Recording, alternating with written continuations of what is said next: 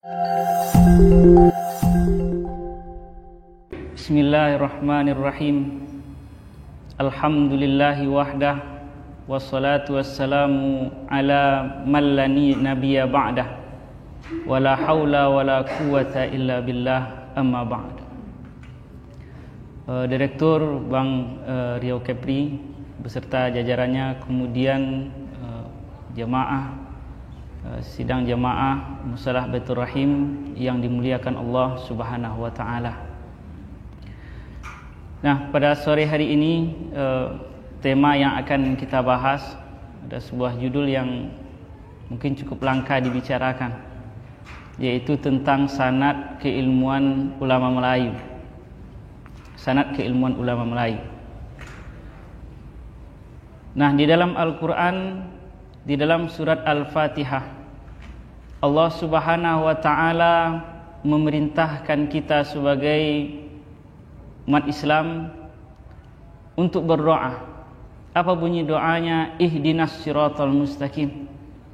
Tunjukilah kami jalan yang lurus. Kemudian ayat ini disambung oleh ayat selanjutnya. Jalan yang mana?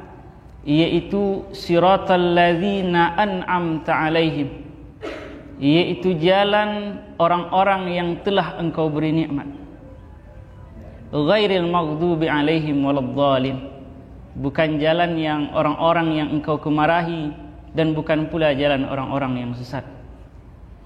Nah, dari penggalan ayat surat Al-Fatihah ini ada satu benang merah yang kita ambil, bahwa perjalanan kita beragama maka dia mesti mengikut, yaitu jalan orang-orang yang telah diberi nikmat oleh Allah Subhanahu wa taala. Kemudian siapa mereka yang telah diberi nikmat itu? Ini kemudian menjadi tanda tanya yang mesti kita jawab. Nah, siapa mereka yang telah diberi nikmat oleh Allah Subhanahu wa taala? Di antara mereka yang telah diberi nikmat ialah mereka yang diberi oleh Allah Subhanahu wa taala ilmu pengetahuan. Dan ini di dalam ayat lain Allah Subhanahu wa taala katakan, yarfa'illahu alladzina amanu minkum walladzina utul ilma darajat. Niscaya Allah akan mengangkat derajat orang-orang yang beriman di antara kamu, kemudian orang-orang yang diberi oleh Allah Subhanahu wa taala ilmu pengetahuan.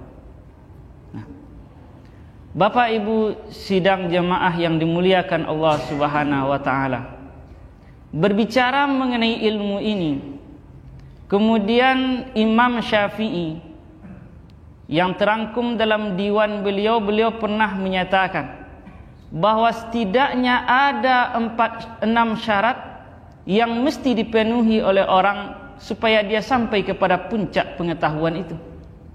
Ternyata ilmu ini punya puncak, Bapak Ibu. Dia bukan hanya sekedar hadir, menyimak, kemudian membaca, menelaah, bukan sekedar itu. Tapi ilmu ini mempunyai puncak, dan di antara puncak ilmu pengetahuan itu ada yang diistilahkan dengan malakah. Apa itu malakah? Ilmu yang sudah bersatu menjadi darah daging, bersatu dengan jiwa pemilik ilmu itu.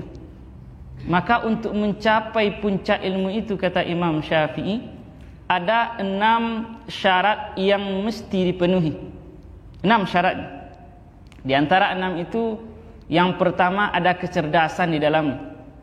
Tentu kita sebagai makhluk yang dimuliakan Allah, dengan akal fikiran kita sama-sama cerdas. Sebab kita diberi oleh Allah Subhanahu wa taala volume otak yang sama. Cuma masalahnya kemudian ada yang malas, ada yang rajin. Nah, lalu yang kedua, ada kalimat ijtihad, sungguh-sungguh. Bersungguh-sungguh dalam menuntut ilmu, tidak setengah-setengah. Lalu yang ketiga, menuntut ilmu itu mesti dengan lobo, tamak. Kalau lobo tamak kepada dunia tidak diboleh, dilarang. Tapi kalau tamak dalam ilmu itu malah dituntut. Segala macam ilmu mesti kita pelajari. Nah, selanjutnya ada istilah bulghah. Apa itu bulughah? Yaitu mempunyai kemampuan. Lalu syarat yang kelima yaitu orang yang menuntut ilmu mesti irsyadul ustadi, di bawah bimbingan seorang guru. Nah, inilah akhlak, inilah kemudian tauladan yang telah dicerminkan oleh ulama-ulama kita dulu, termasuk ulama-ulama kita di tanah Melayu. Kalau mereka menuntut ilmu, ada istilahnya talaki, face to face, berhadapan dengan guru. Meskipun sekarang sudah ada istilahnya media sosial, sudah ada rekaman video, kemudian ada pengijazahan secara digital dan lain sebagainya, tapi ada hal-hal tertentu yang tidak bisa dirangkum oleh hanya sekedar pertemuan dalam video dan lain sebagainya. Ada talaki. Nah, disinilah kemudian muncul istilah sanad. Apa itu sanad? Sanad bermakna sandaran. Seseorang yang menuntut ilmu, dia bersandar kepada guru sebelumnya, dan guru ini kemudian dimungkinkan mesti bersandar kepada guru-guru sebelumnya sampai kepada baginda Rasulullah sallallahu alaihi wasallam. Karena ada kalimat salah seorang ulama di Mesir, beliau bernama Syekh Muhammad Amin Al-Kurdi. Syekh Muhammad Amin Al-Kurdi pernah menyatakan dalam kitab beliau, apa kata beliau? "Faman lam tattasil silsilatuhu ila hadratin nabawiyyati fahuwa maqtu'ul faidi wa lam yakun warisan li Rasulillah sallallahu alaihi wasallam." Apa kata beliau? "Faman lam tattasil", siapa yang tidak bersambung kemudian sanad keilmuannya kepada Rasulullah sallallahu alaihi wasallam, maka terputus limpahan karunia, tidak ada keberkahan. Nah, ini mungkin keberkahan ini yang dimiliki oleh orang-orang kita dulu. Kalau orang dulu mengajar, ulama dulu, satu kata yang diucapkan kepada murid, misalnya kalimat ajakan untuk salat misalnya, "Ayo nak, kita salat." Selama jiwa masih di kandung badan, kalimat itu masih teringat, masih terngiang jelas bagi anak tersebut, seolah-olah setitik dia tidak lupa, sebaris dia tidak hilang, abadi dia selamanya. Kenapa? Karena ada keberkahan mengajar, ada berkah. Nah, kembali kita kepada perkataan Syekh Muhammad Amin Kurdi, "Faman lam tattasil silsilatuhu ila hadratin nabawiyyati", siapa yang tidak bersambung sanad atau keilmuannya kepada baginda Rasulullah sallallahu alaihi wasallam, fahuwa maqtu'ul faidi, maka terputus limpahan karunia, falam yakun warisan li Rasulillah sallallahu alaihi wasallam, maka dia tidak dapat dikatakan sebagai pewaris para nabi. Tidak dapat dikatakan kalau dia misalnya pintar, alim secara zahir misalnya, tapi ketersambungan sanadnya dengan baginda Rasulullah itu tak ada. Mungkin secara IQ tinggi, bisa menghafal dan lain sebagainya, tapi keberkahan tidak dapat diperolehnya. Keberkahan pengajaran, keberkahan ilmu dan lain sebagainya, itu tidak nampak pada pribadinya itu. Nah, maka di sini Bapak Ibu sidang jemaah yang dimuliakan Allah Subhanahu wa taala, di antara pentingnya sanad bagi kita ialah bagaimana supaya ilmu yang kita peroleh itu berkah. Apa itu berkah? Berkah itu kasratul manfaah, banyak manfaatnya. Uang kalau berkah sedikit tapi bisa memuaskan. Kemudian kalau rumah kediaman, tempat tinggal itu berkah, meskipun kecil, dia memberikan ketenangan, kebahagiaan kepada penghuninya. Kemudian ilmu, kalau dia berkah, walaupun tidak sebanyak yang dimiliki orang, sedikit, tapi orang banyak dapat mengambil manfaat dapat memperoleh perubahan dari apa yang disampaikannya. Nah, inilah keberkahan ilmu tersebut. Kenapa talaki itu dipentingkan?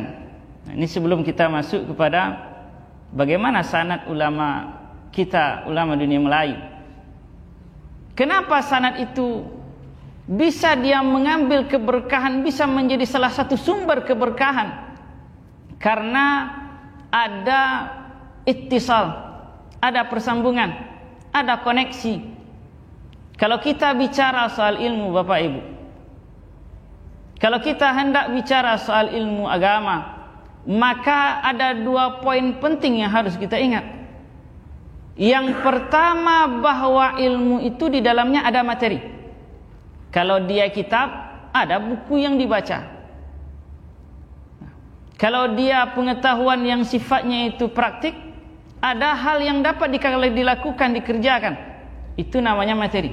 Tapi yang kedua, ada yang berhubungan dengan rohani. Nah, inilah al-ittisal ar-rohani. Bagaimana koneksi rohani kita kepada guru. Koneksi rohani.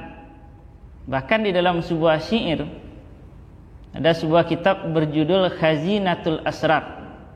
Nah, ini kitab yang selalu dipesankan oleh orang tua ulama-ulama kita dulu. Bahkan dulu, kalau dulu kan tidak seperti sekarang. Dulu kalau orang mau beli kitab itu, ditumbangkan kerbau 1 ekor, dijual kerbau. Kenapa? Kitab itu mahal.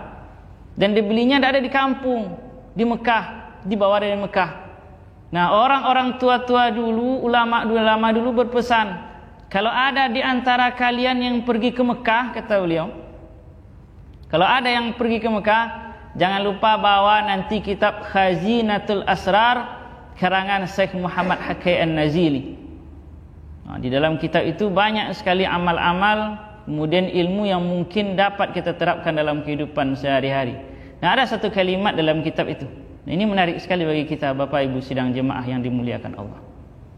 Ada sebuah syair yang beliau kutip dalam kitab itu. Nah, apa bunyi syairnya? May ya'khuzil ilma bi syaikhin musafahah yakun 'ani zayyi wat tashifi fi haram wa man kana akhizal lil ilmi min suhufin fa ilmuhu 'inda ahli ilmi kal adam. Apa kata beliau? Syair yang beliau kutip, puisi yang beliau kutip itu, may ya'khuzil ilma bi syaikhin, barang siapa yang mengambil ilmu dari seorang guru yang hidup, yakun anizayyi wat tashifi fi haram, maka dia niscaya terbebas dari kesalahan dan kesilafan. Karena ada guru yang akan menegur. Nah, kalau dia salah pemahaman, guru akan menegur. Sebaliknya, wa man kana akhizal lil ilmi min suhufin, siapa yang hanya mengambil ilmu hanya dari lembaran kertas saja, tanpa kemudian dia talaki belajar kepada guru, fa ilmuhu 'inda ahli ilmi kal adam, maka ilmunya menurut ahli ilmunya itu dianggap zero, dianggap nol, dianggap tidak ada. Karena tadi tidak ada ketersambungan rohani ini. Nah, dia ada istilahnya ketersambungan rohani. Meskipun kita Bapak Ibu sidang jemaah hanya sekedar bertemu wajah dengan wajah, secara matematis kan tidak ada istilahnya itu, tidak ada tambahan atau hal yang nampak pengaruhnya. Tapi secara rohani Bapak Ibu sidang jemaah, wajah dengan wajah itu sudah mengisyaratkan bahwa rohani yang satu dengan rohani yang lainnya tersambung dalam satu ikatan.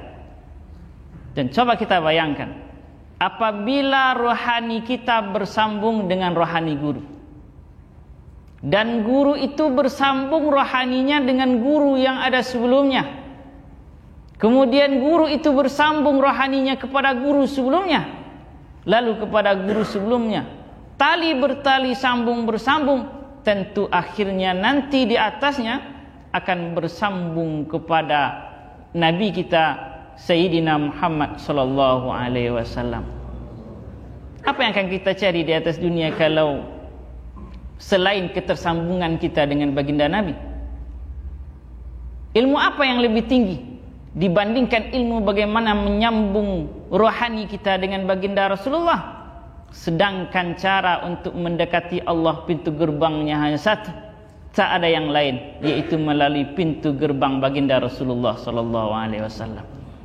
Tak ada istilahnya takarrub kepada Allah lewat jalan lain. Tak ada istilahnya mendekatkan diri sebetul-betul dekat kepada Allah dengan cara yang lain kecuali melalui jalan baginda Rasulullah sallallahu alaihi wasallam.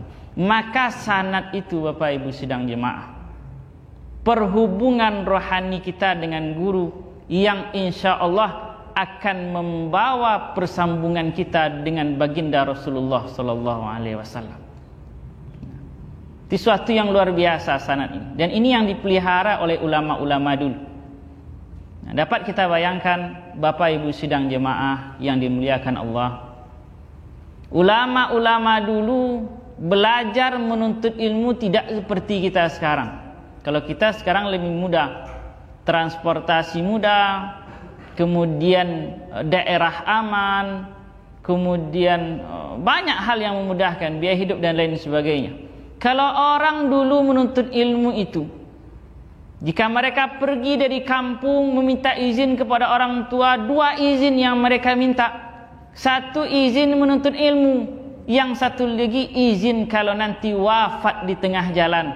Sebab tak ada komunikasi, penyamun banyak, negeri masih lengang, binatang buas itu banyak.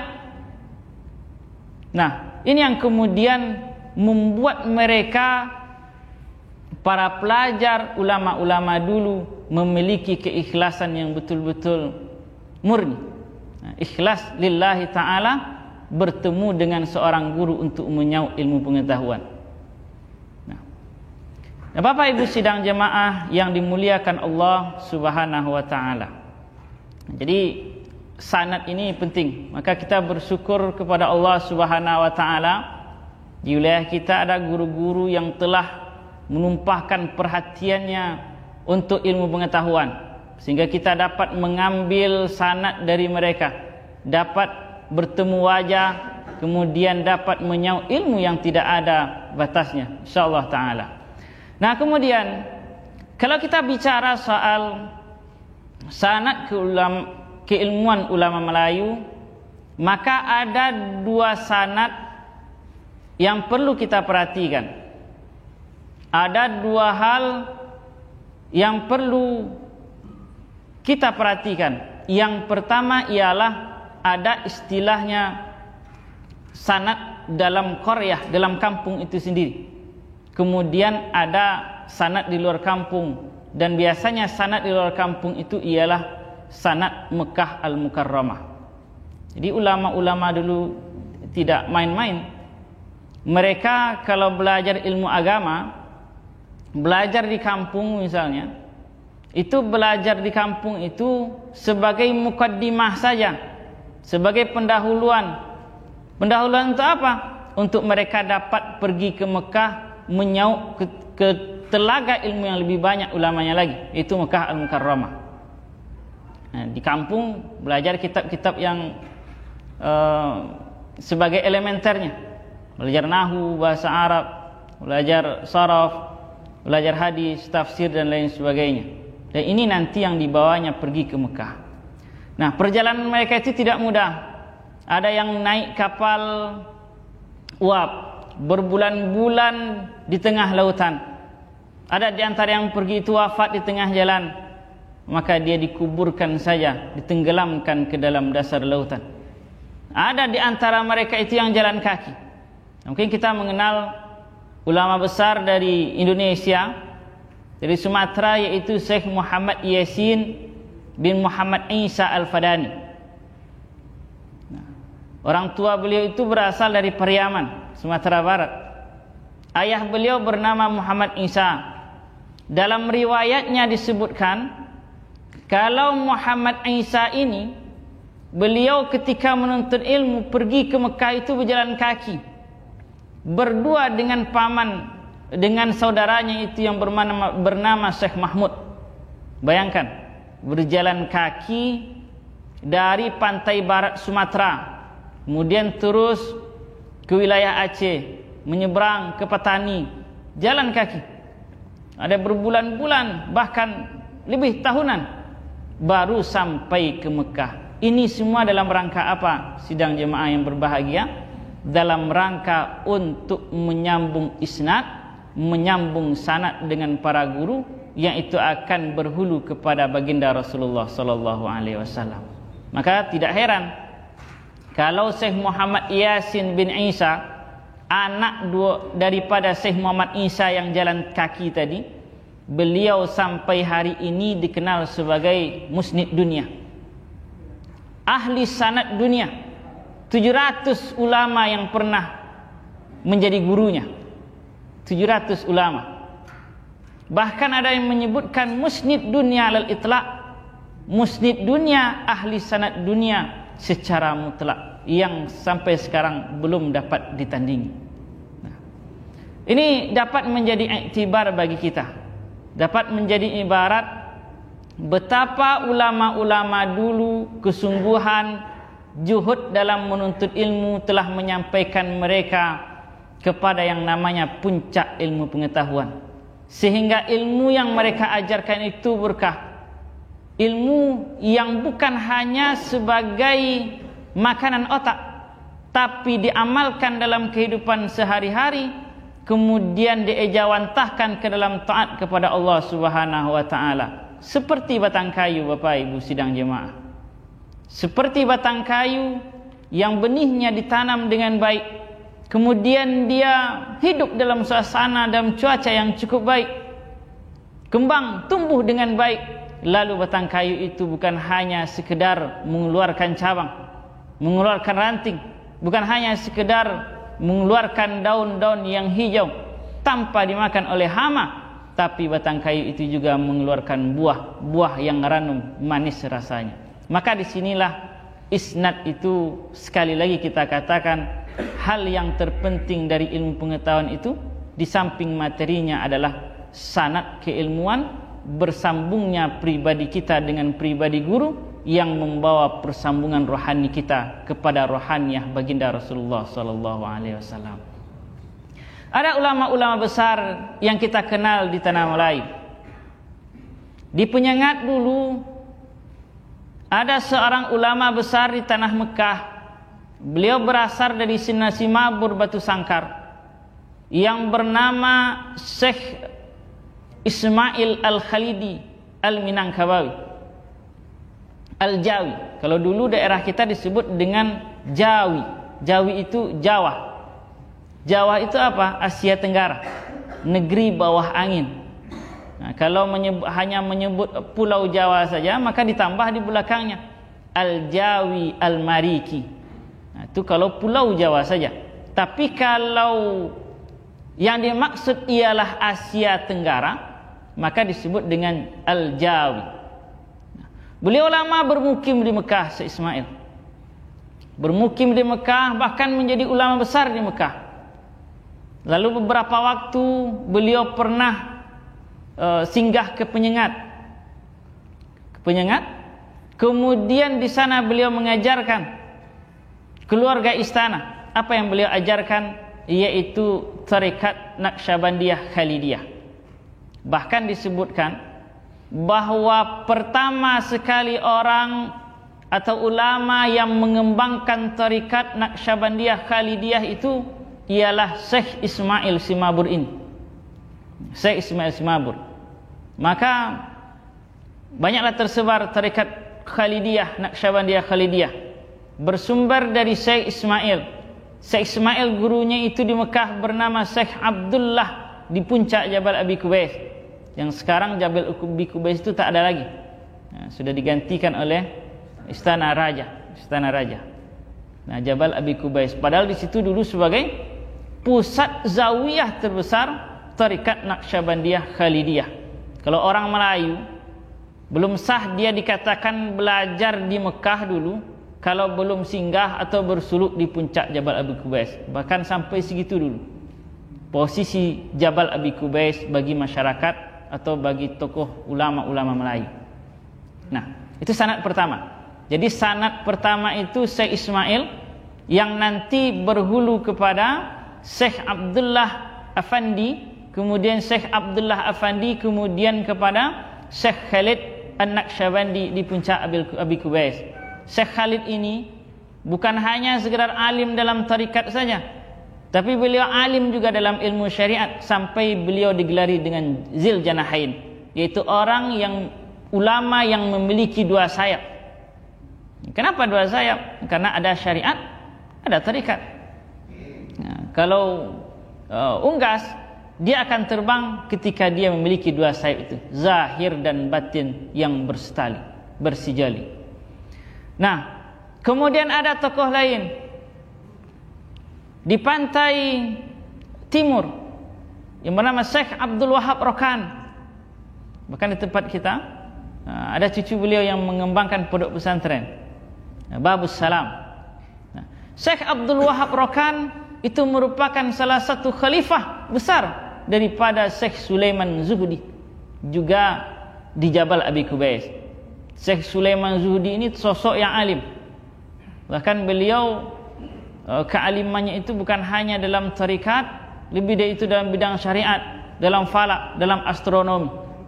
Ilmu astronomi, kalau orang dulu ketika belum ada jam, mereka kalau ingin mengukur waktu itu pakai namanya rubu' mujayyab. Apa itu rubu' mujayyab? Seperempat lingkaran yang sudah diolah sedemikian rupa, punya kode-kode, kemudian dengan memanfaatkan bayangan nanti kita dapat mengukur waktu, kemudian dapat mengukur kemana arah kiblat dengan rumus-rumus tertentu.